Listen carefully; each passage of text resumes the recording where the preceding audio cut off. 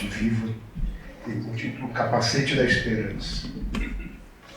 Sim, acho que já colocamos aqui, já coloca como outros aqui, eles têm capítulos bem curtos, breves, uma leitura de um minuto e meio, mas que sempre nos traz aqui uma palavra de conforto, de orientação, de alento. Então é sempre uma boa companhia naqueles momentos que a gente se sente um pouco mais agitado, pegar um capítulo aleatoriamente que vai sempre se encaixar naquele nosso dia.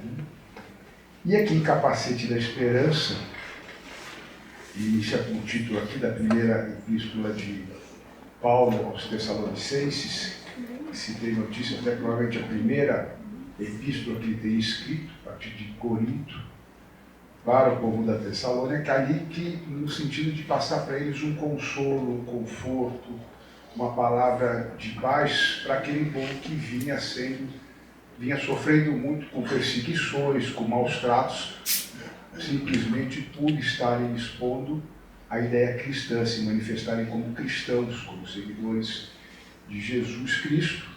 E aí ele vai passar essa mensagem para que eles tenham realmente essa esperança, que eles entendam que aquilo é um momento, mas que não vai ser uma coisa eterna. Então ele busca justamente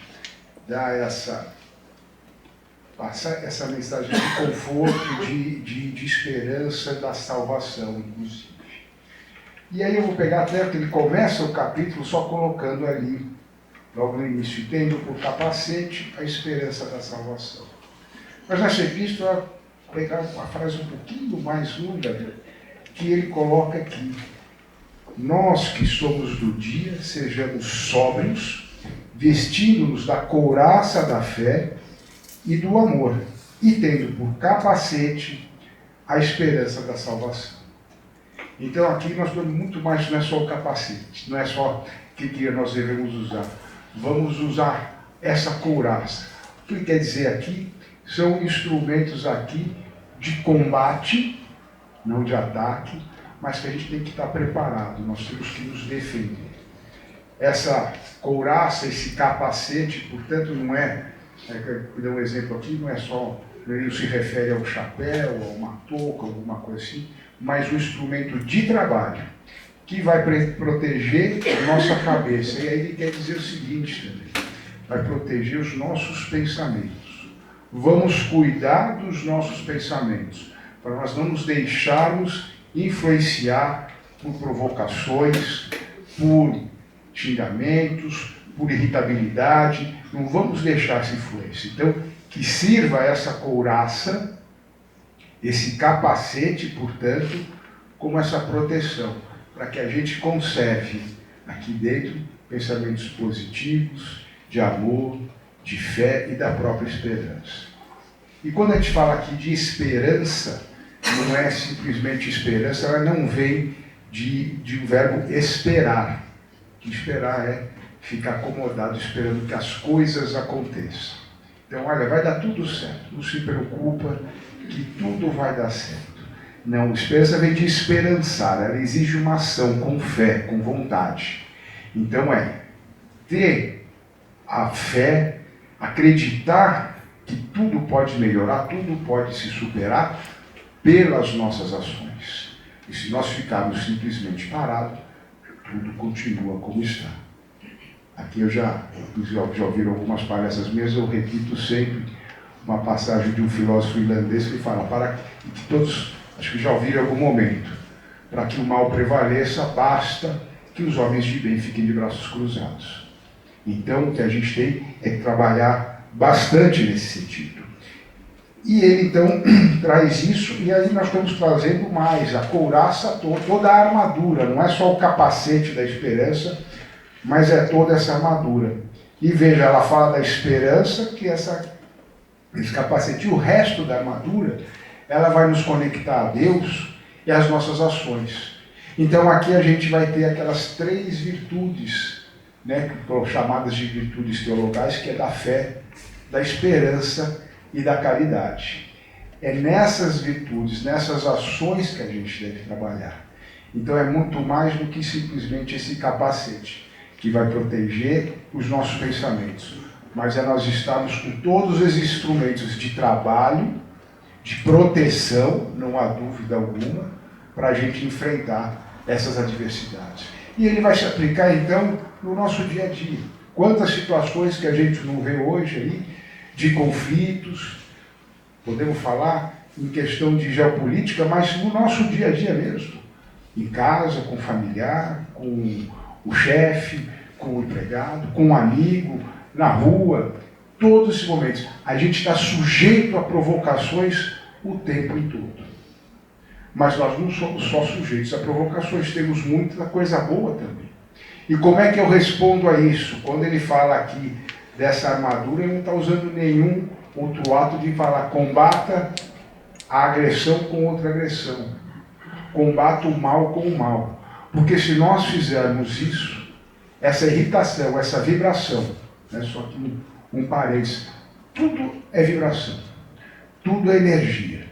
O importante é nos conectarmos e mantermos, portanto, vibrações positivas.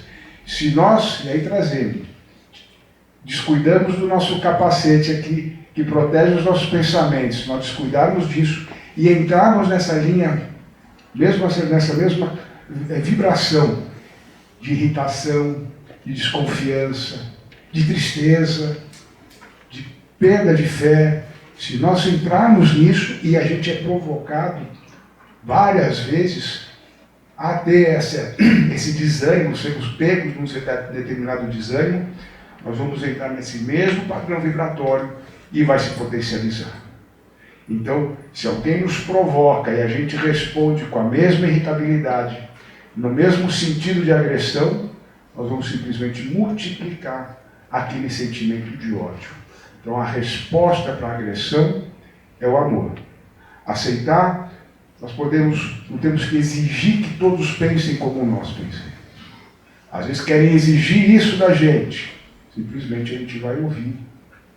Mas não precisa responder na mesmo tom de agressividade. Porque senão, como numa onda, né?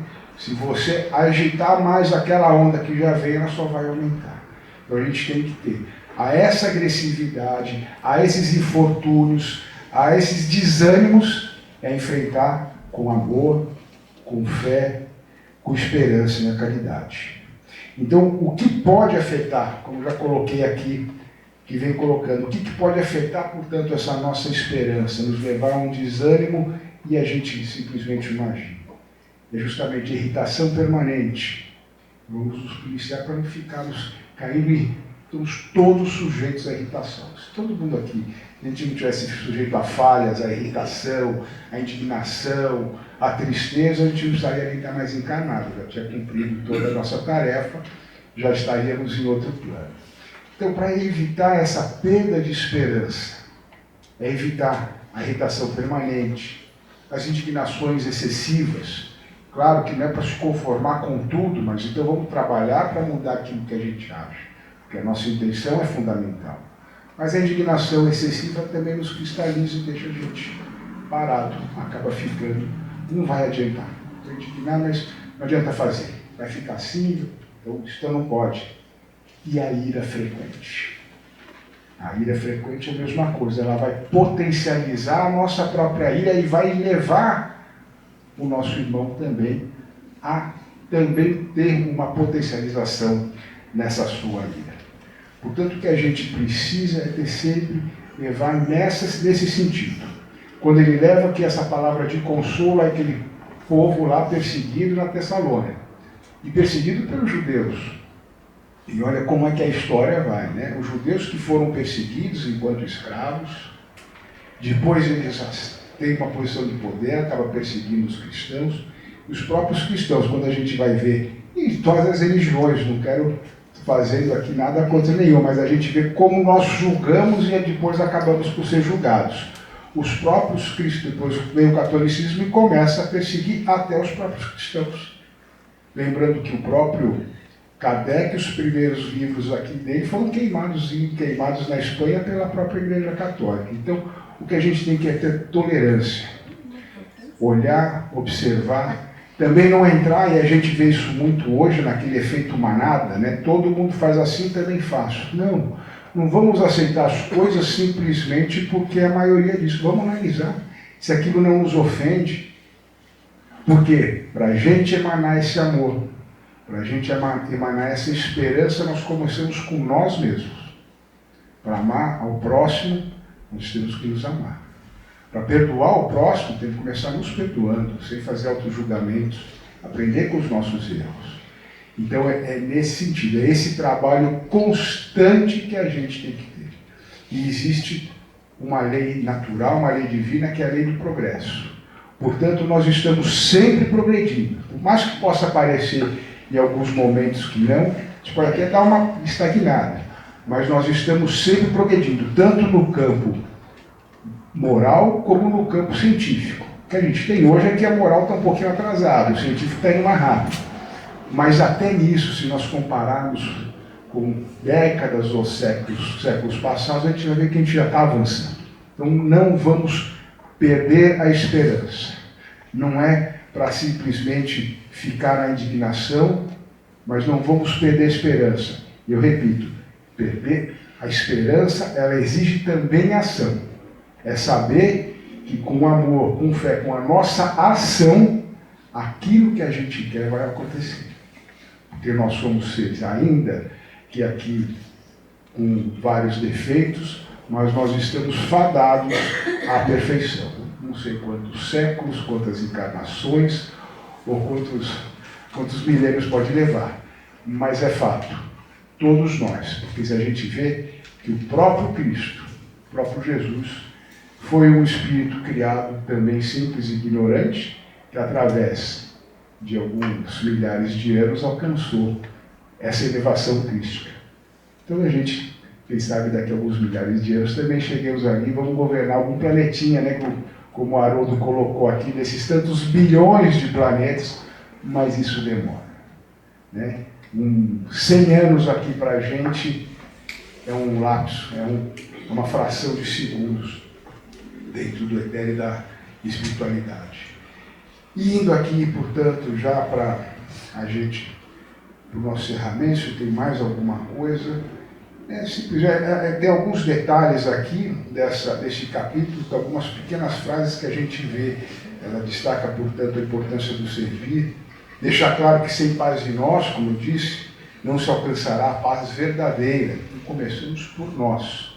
Nós temos que estar em paz. E obedecendo a Deus e servindo ao próximo.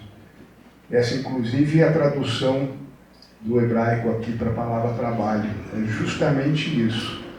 Obedecer a Deus e servir ao próximo. E aí eu vou encerrar aqui, já vou encerrando, trazendo então, concluindo nessa mensagem, de não perdermos a esperança. Mas vamos nos proteger com oração, nos conectando com a espiritualidade, com muita tolerância, sempre com muita fé, a prática da caridade e a esperança, que eu gosto de repetir e insisto nisso. Esperança não é se acomodar tendo certeza que o dia melhor virá, porque para ele vir mais rápido, pelo menos, a nossa ação ela é fundamental. E então eu vou encerrar com uma passagem aqui de Leon Denis, no livro Depois da Morte, que ele traz aqui um pouquinho, vamos dizer, praticamente um resumo do que a gente vinha falando.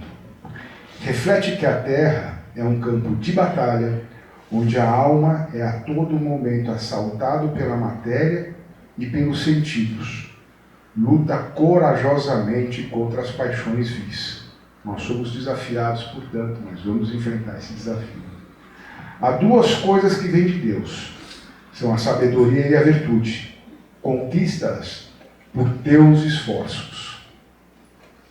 Em conclusão, lutemos pelo espírito e pelo coração.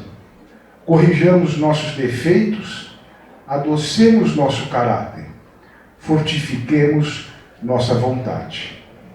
Então, é com doçura, mas também com muita ação e muita fé, que a gente vai conseguir enfrentar essas adversidades e trilhar o nosso caminho evolutivo. E agora a gente ainda fica aqui alguns minutinhos, enquanto segue para o passe ou para o exame espiritual, para quem quiser conversar um pouco mais, eu estou aqui à disposição de vocês.